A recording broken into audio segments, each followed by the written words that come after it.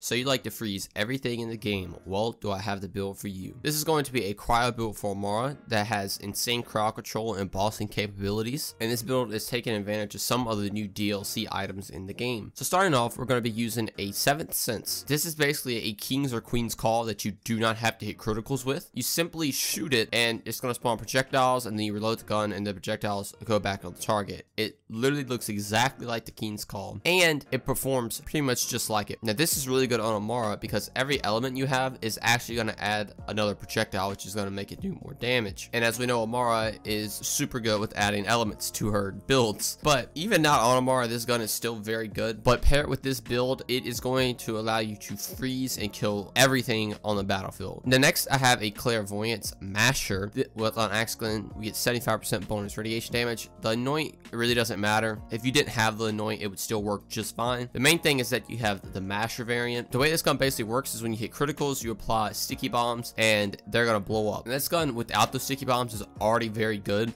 but if you apply those sticky bombs, it gets even more insane. Now this, just like the 7th Sense, is also going to freeze enemies extremely quick with everything we're taking in this build. It is insanely good, and it is a super fun weapon to use. And finally, I have a conference call right here that's cryo. With on Axis Gun, the next 2 magazines get 50% bonus radiation damage. Again, the Anoint doesn't matter too much. This one definitely helps out more than the Clairvoyances, but this is going to be your boss killing weapon. This is what you're going to use to take on things like Wotan for the most part. As you will see, the 7th Sense is also going to be your main bossing weapon as well, but on bigger targets, the conference call is nice to have. Now that is the only 3 weapons we're using because we don't really need anything else. But going into the shields, I'm using a transform right here that is still level 53, but on Axe Gun we get 50% bonus cryo damage. Now this is a level 57 build, but I don't have all level 57 gear quite yet, but you don't need it, and that's the best thing. Like, this is already very good without level 57 gear.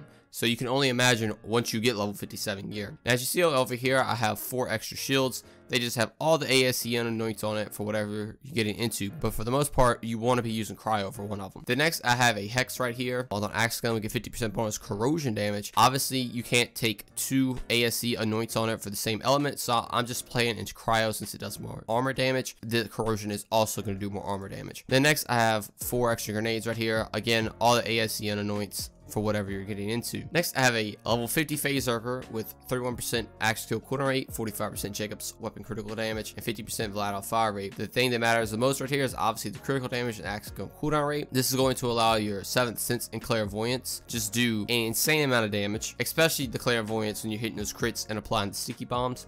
It is disgusting how much damage it can do. Finally, I have a Icebreaker Victory Rush right here. This is giving us 40% bonus damage to frozen targets, which will be freezing everyone, 53% more cryo efficiency, which is basically going to let us freeze targets even easier. I got 20% more Sarva damage, 2,719 more max health, and 20% more shock damage.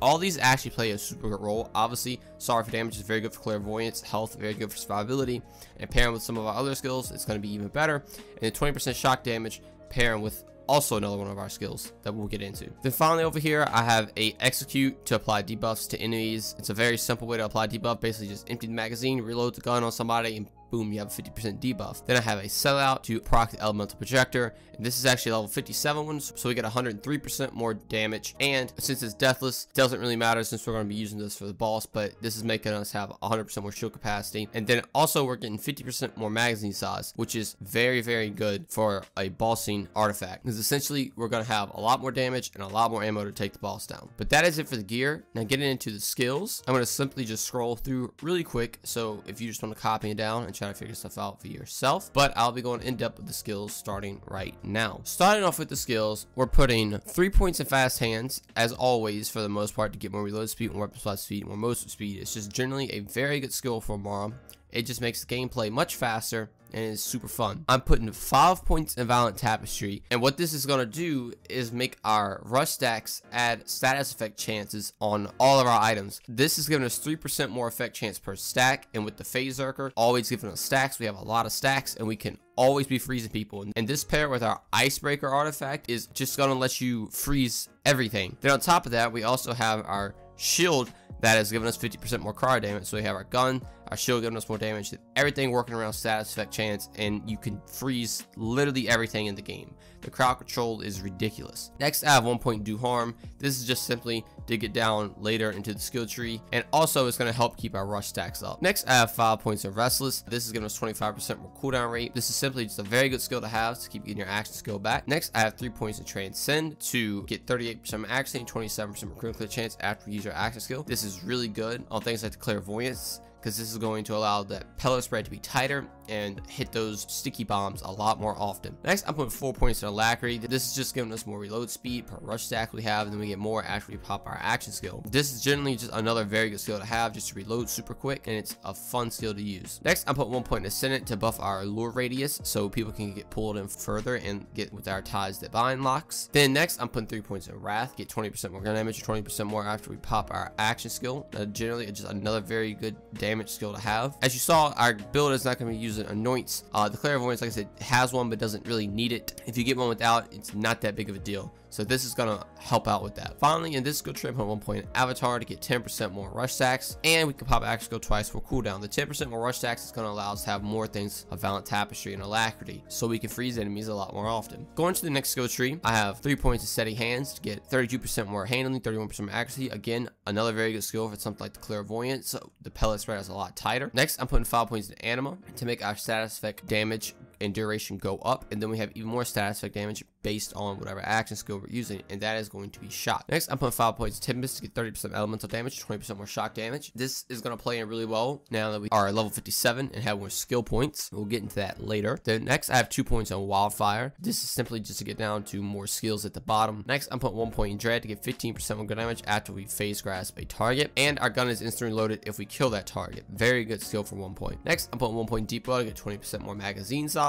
This is very good for all of our guns because they're all cryo and we're just getting more ammo for them. Then I'm putting 3 points in Indiscriminate so our bullets can ricochet to targets. This is going to help things like the 7th sense for ad clear because bullets can ricochet, and then it's going to spawn more projectiles, and then those projectiles are going to seek the targets. It's crazy good and it's super fun. Next, I'm putting 5 points in Sustainment. It's a little bit overkill, but you have a lot more skill points now, so you're getting 20% of your damage dealt with elemental weapons back as life. So this paired with the artifact skill where we're getting more health, this is going to help that out because we can just keep healing ourselves a lot. And finally, I'm putting 1 point in Forceful Expression to get 18% bonus elemental damage based on whatever our action skill element is. So like I said, we're using Shock, so now all of our weapons not only are going to be doing cryo, they're also going to be doing shock damage, which is getting buffed by Tempest to do even more damage. And then also Anima is buffing the shock status effect to do even more damage as well. And then we have Violent Tapestry to always apply that shock status effect. Our guns alone are always freezing people and always applying shock status effects. It's very, very good. Then finally, for our last 3 skill points, I'm putting them in Personal Space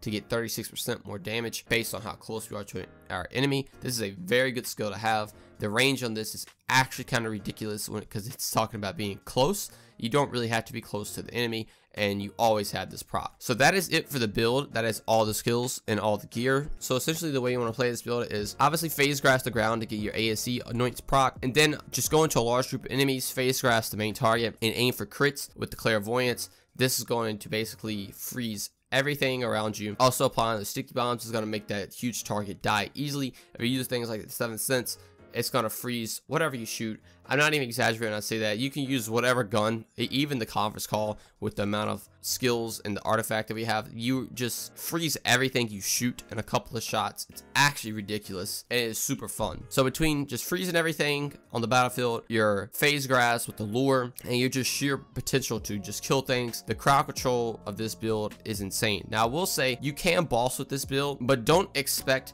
to have the fastest kills. Obviously on something like Grave Ward, he died really quick. That's not the fastest that I have ever killed him before, but it is still insanely quick. But on things like the Valkyrie squad, the 7th sense is going to destroy them.